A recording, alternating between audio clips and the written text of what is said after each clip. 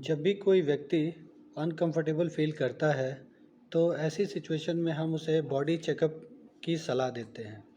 Normally body checkup के अंदर बहुत सारे फिज़िकल पैरामीटर्स आते हैं, जैसे कि स्किन कलर है ना, या फिर आई कलर, या ऐसे रूटीन बिहेवियरल चेंजेस, वो एक अलग सेक्शन में स्टडी की जाती है।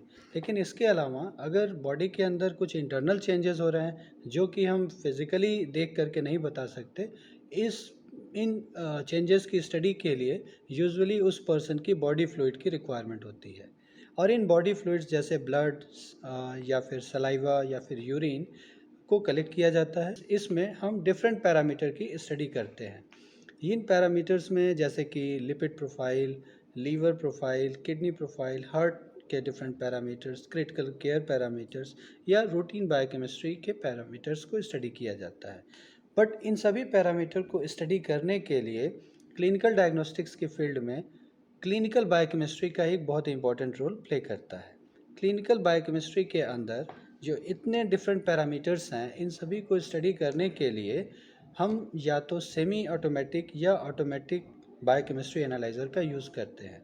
ये ऑटोमेटिक बायोकेमिस्ट्री एनालाइज़र को सभी लेबॉर्ट्री में इसलिए प्रेफर किया जाता है क्योंकि इसका थ्रूपुट बहुत ज़्यादा होता है और ये हम कुछ ही समय में कई डिफरेंट पैरामीटर्स को या फिर कुछ घंटों में कई व्यक्ति के पैरामीटर्स को स्टडी किया जा सकता है। बट ये ऑटोमेटिक बायोकेमिस्ट्री एनालाइज़र कैसे फंक्शन करता है, इसके क्या क्या कंपोनेंट हैं, इसको जाने बिना किसी भी लेबॉर्ट्री पर्सन्स के लिए उसे ऑपरेट करना बहुत ही मुश्किल हो जाता है। और ये कैसे फंक्शन करते हैं, आइए देखते हैं अपने इस वीडियो में। और इसमें हम देख पा रहे हैं ये ठीक वैसे ही काम करती है जैसे हमारे एक नॉर्मल बायोकेमिस्ट्री के मशीन्स काम करती हैं। जैसे कि अगर आप देखो कि सेमी ऑटोमेटिक जो मशीन है वो भी बायोकेमिस्ट्री का ही ग्रेडियंट्स पर प्रिंसिपल पे बेस्ड है। बेसिकली लैम्बर्ट बीयर लॉ पे बेस्ड मशीनें हैं, ठीक है। बट ये टोटली ऑटोमेटिक है, मीन्स आपको केवल कमांड देना है और फिर ये उन सारे फंक्शंस को करेगी। इसके लिए इसमें कई कंपोनेंट दिए हुए हैं। जैसे कि ये पार्ट आप देख रहे हो, ये सैंपल डिस्क है, ठीक है। यहाँ पर हम सभी सैंपल्स को या कैलिब्रेटर को या कंट्रोल को रखते हैं, ठीक। ऐसे ही ये दूसरी डिस्क आप देख रहे हो जिसे हम रीजेंट डिस्क बोलते हैं। यहाँ पे जो भी पैरामीटर आप कर रहे हो स्टडी के लिए बायोकेमिस्ट्री के, जैसे LDH है ना, या SGPT, SGOT, ठीक है, लिपिड प्रोफाइल, बिलरोबिन, तो जो भी पैरामीटर आपको स्टडी करना है उनके रीजेंट्स को आप रखते हो इन स्लॉट्स में। और इसके मशीन के नीचे, इस डिस्क के नीचे कूलिंग डिवाइस होती है जो इन रीजेंट्स को ठंडा रखती है, ठीक है। और ये जो आप पार्ट देख रहे हो बेसिकली ये क्यूवेट का पार्ट है, जहाँ पर एक बहुत सारे आप देखोगे इसमें कई सारे स्लॉट्स बने हुए हैं। तो बेसिकली यहाँ पर एक साथ 48 सैंपल्स की रीडिंग ली जा सकती है। तो ये बेसिकली पोटेंशियल को बढ़ाने के लिए काम कर। अब आप यहाँ पे दो आर्म देख रहे हो, एक आर्म इसे हम कहते हैं सैंपल आर्म, दूसरा ये है जिसे हम कहते हैं रिएजेंट आर्म। इन दोनों का मकसद ये है, ये रिएजेंट को पिक करके क्यूवेट में डालेगा, ठीक। ऐसे ही सैंपल आर्म सैंपल को पिक करेगा और क्यूवेट में डालेगा।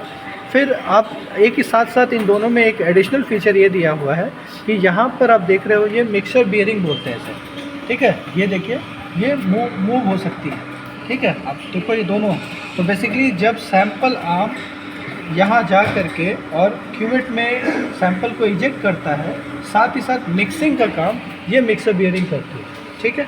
ठीक ऐसे ही रिएजेंट जब डालते हैं रिएजेंट आर्म से, तो रिएजेंट को क्यूवेट के अंदर मिक्सिंग का काम ये मिक्सर बियरिंग करते हैं। तो इसलिए दो मिक्सर बियरिंग रखे हुए हैं जिनका मेन मकसद होमोजीनियस सोल्यूशन बनाना है, ठीक है, ताकि रिएक्शन यूनिफॉर्म हो। अगर हम क्यूवेट में जस्ट सैंपल को रिएजेंट को डाल के छोड़ दें तो हमारी रिएक्शन यूनिफॉर्म नहीं होगी, ठीक है। किसी एक पर्टिकुलर पोर्शन पे तो हो सकता है रिएक्शन बहुत प्रॉपर हो, लेकिन उसी क्यूवेट में किसी दूसरी लोकेशन पर रिएक्शन नहीं होगी। तो होमोजीनियस होने के लिए ये बहुत ज़रूरी है, ठीक। इसके साथ साथ आप देख रहे हो यहाँ पर एक वॉशआर्म है जिनका मेन मकसद है क्यूवेट को क्लीन करना, ठीक है।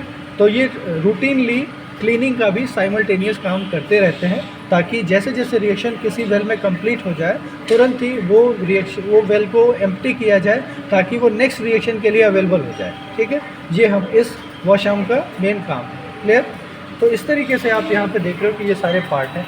अभी फिर बात आती है कि हमें कोई एक डेफिनेट अमाउंट सैंपल का या रिएजेंट का पिक करना है और यहाँ रिएजेंट आर्म में या सैंपल आर्म में इजेक्ट करना है, तो वो कहाँ से होगा? उसके लिए यहाँ पर आप देखोगे मशीन के यहाँ साइड में 2 सिरिंज जैसे पोर्शन लगे हुए हैं, ठीक है। तो बेसिकली इनमें से एक जो है वो आपके सैंपल्स को पिक करेगा, और जैसे ये वाला है ये सैंपल को पिक करेगा और ये रिएजेंट को या वॉशिंग के लिए वाटर को पिक करेगा।